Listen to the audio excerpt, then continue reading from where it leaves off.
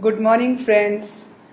First of all, I would like to apologize to my regular listeners for not posting anything yesterday.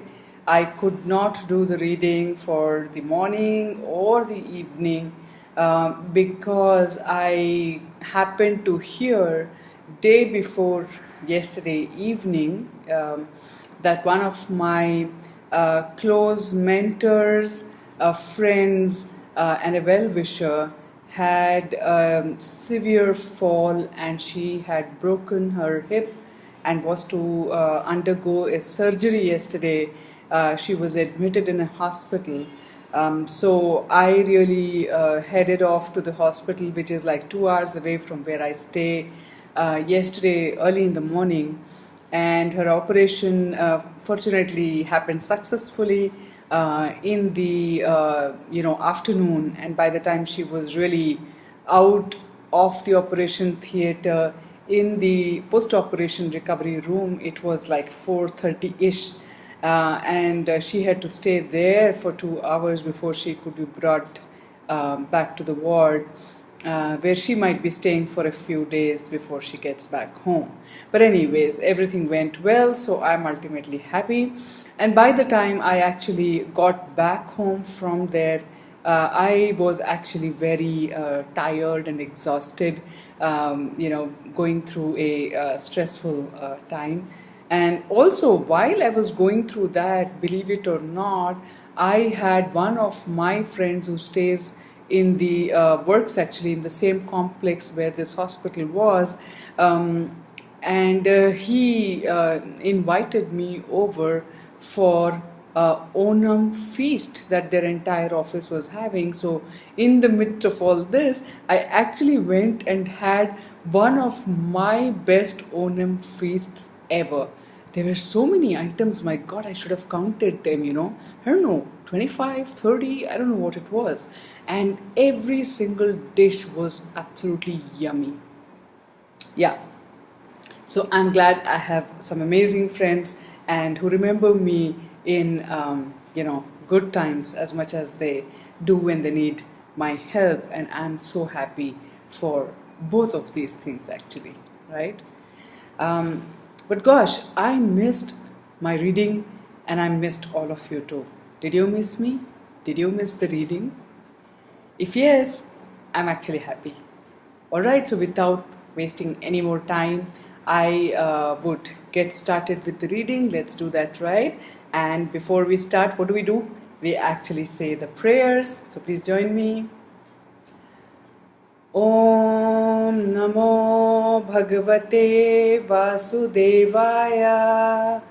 Om Namo Bhagavate Vasudevaya. Om Namo Bhagavate Vasudevaya. We are continuing our reading of Srimad Bhagavatam, first canto, chapter 6, titled Conversation between Narada and Vyasadeva, and we are continuing our reading from text 31. Those of you who are listening to this series for the first time, take my personal advice, please start listening to it from part 1. It wouldn't take much time for you to catch up to where we are. Today is the part 47 being recorded. So it's just 15 minutes each. If you just, given a day to catch up, that would be it. So please don't, listen from in between. That is not the recommended method of reading and benefiting from this transcendental literature. We should respect what has been advised to us to get the maximum benefit, right? Alright, so let's get started. Text 31. Antar bahishtracha lokanstrin paryemyastaka paryemi askandita vrataha anugrahan mahavishnor avigata Gatihi Kvachit. Translation. Since then, by the grace of the Almighty Vishnu, I travel everywhere without restriction, both in the transcendental world and in the three divisions of the material world. This is because I am fixed in unbroken devotional service of the Lord. Purport. As stated in the Bhagavad Gita, there are three divisions of the material spheres, namely the Urdhva Loka, topmost planets, Madhya Loka, midway planets, and Adholoka, downward planets. Beyond the Urdhva Loka planets, that is to say above the Brahma Loka, are the material coverings of the universes. And above that is the spiritual sky, which is unlimited in expansion, containing unlimited self-illuminated Vaikuntha planets inhabited by God Himself along with His associates, who are all eternally liberated living entities. Sri Narada Muni could enter all these planets in both the material and spiritual spheres without restriction, as much as the Almighty Lord is free to move personally in any part of His creation. In the material world, the living beings are influenced by the three material modes of nature, namely goodness, passion, and ignorance. But Sri Narada Muni is transcendental to all these material modes, and thus he can travel everywhere unrestricted. He is a liberated spaceman. The causeless mercy of Lord Vishnu is unparalleled, and such mercy is perceived by the devotees only by the grace of the Lord.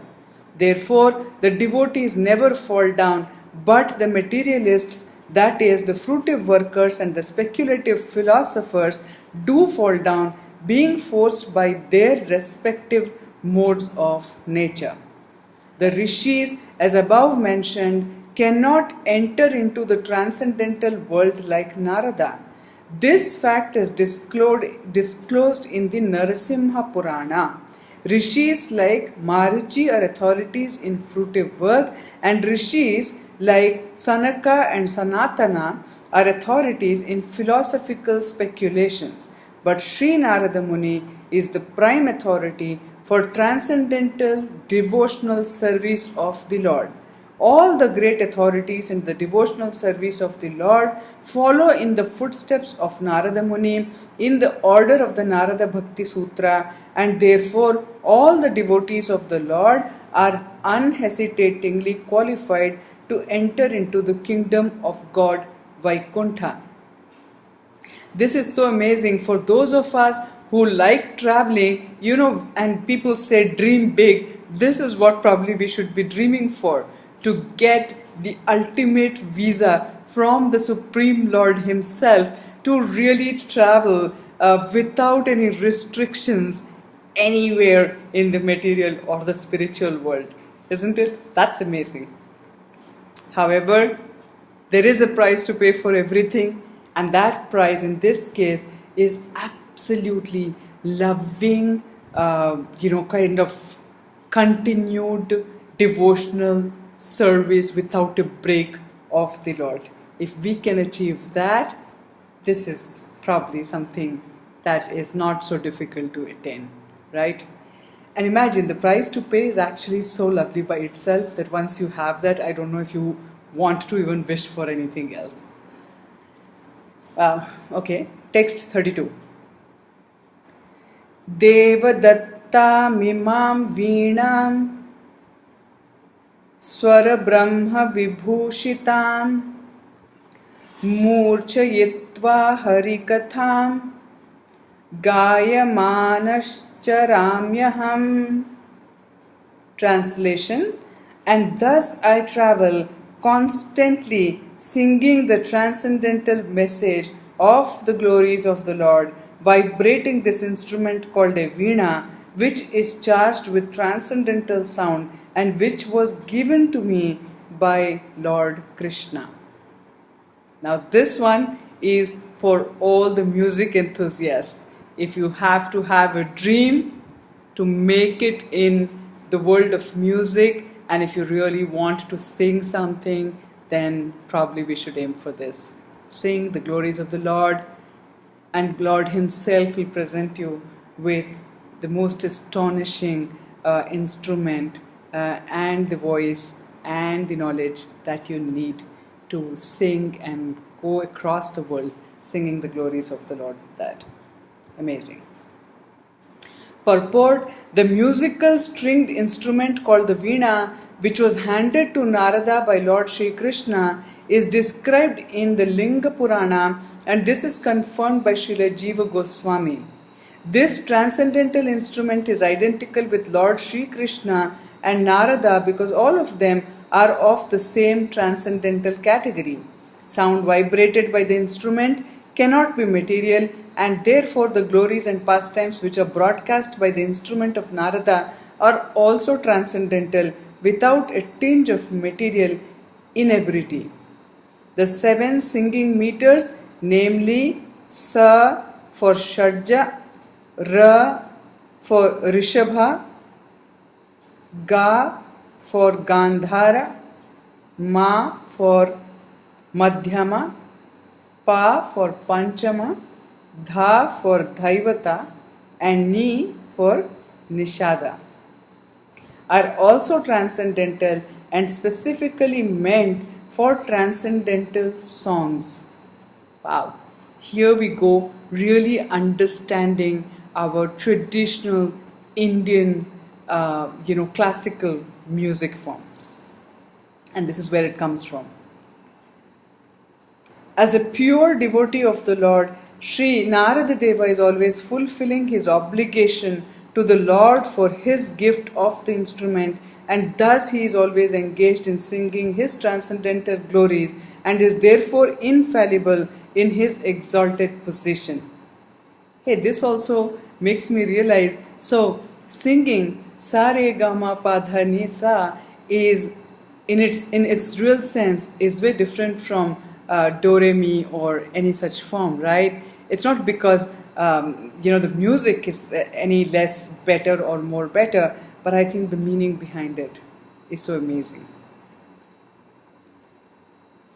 Following in the footsteps of Srila Narada Muni, a self-realized soul in the material world should also properly use the sound meters, namely Sa, Re, Ga, Ma, etc. in the service of the Lord by constantly singing the glories of the Lord as confirmed in the Bhagavad Gita. Wow, this is powerful reading, people. I love this scripture, I love this literature, and I really, really hope you are loving it too, isn't it? Wow. Okay, so let's get going. Please excuse me for all my enthusiasm that's kind of pouring out, but that's the point of reading together, right? I hope it could be interactive. We could do this in a webinar format where it's not just me sharing all these thoughts of mine, but I could hear your thoughts as well. Please let me know what you think of that. If some of you are interested, we could actually also do that on a regular basis, maybe once a month or something like that, that we get on to an interactive session over Skype or a webinar, and we can exchange our thoughts with each other on these readings. Yeah, I'll wait to hear from you. Text 33. Pragayataha svaviryani tirthapadaha priyashravaha ahuta iv me shighram darshanam yati chetasi. Translation: the Supreme Lord Sri Krishna, whose glories and activities are pleasing to hear, at once appears on the seat of my heart as if called for as soon as I begin to chant his holy activities. Wow. This one is especially for us devotees who have got initiated, who have got the absolute, what we should be grateful for. We have received the mantra from our Guru, and we do undertake the sadhana or practice or abhyas of chanting, but the stage, the goal, where we need to reach in chanting should be like this, that when we start chanting His name, when we start singing His bhajans, then He should Himself come and be seated in our hearts and should dance on our tongues. Right? Okay, let's hear more about this. Purport: the absolute personality of Godhead is not different from His transcendental name, form, pastimes, and the sound vibrations thereof.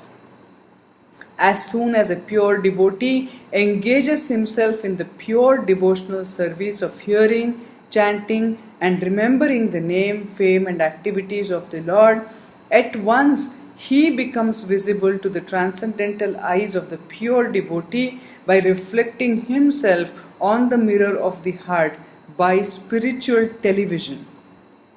Therefore, a pure devotee who is related with the Lord in loving transcendental service can experience the presence of the Lord at every moment. It is a natural psychology in every individual case that a person likes to hear and enjoy his personal glories enumerated by others.